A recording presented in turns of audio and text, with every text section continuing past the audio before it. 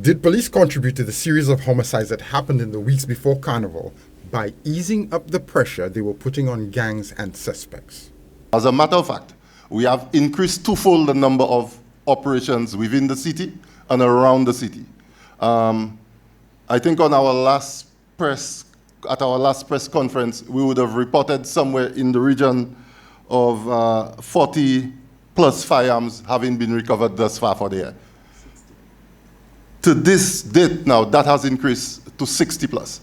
So if police were applying the pressure, how did the most recent round of homicides manage to happen?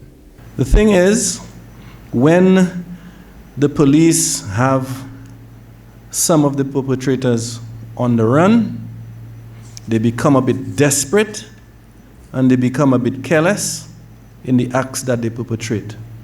But the Royal St. Lucia Police Force will continue to manage them appropriately. Police have consistently executed 3 or 4 operations per week, which have netted dozens of firearms and, perhaps more importantly, thousands of rounds of ammunition. Last week alone, they executed more than 6 warrants and were actually carrying out an operation in the moment that the Commissioner and the High Command were engaging the media. Most of these firearms have been recovered by sustained, strategic and targeted operations in and around the city center. As a matter of fact, Commissioner has just commissioned another patrol unit to give support to the already existing patrol unit. So I want to dispel any notion at all from the press that we have receded in the number of operations carried out in and around the city center. Police admit that perhaps they could do a better job at communicating what they have achieved in the fight against crime. However, police operations, like raids, can be sensitive things. Reporting on one successful operation could jeopardize the success of future operations, sending other suspects into hiding with their illegal firearms and drugs.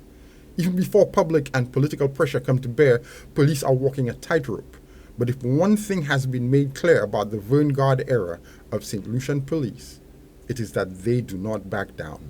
We will continue to put on the pressure, and of course, at some point, there will be a bottleneck, and they will get desperate, and they will try other things, that we are putting things in place to manage them. For Choice News Now, I'm Jason Seafley.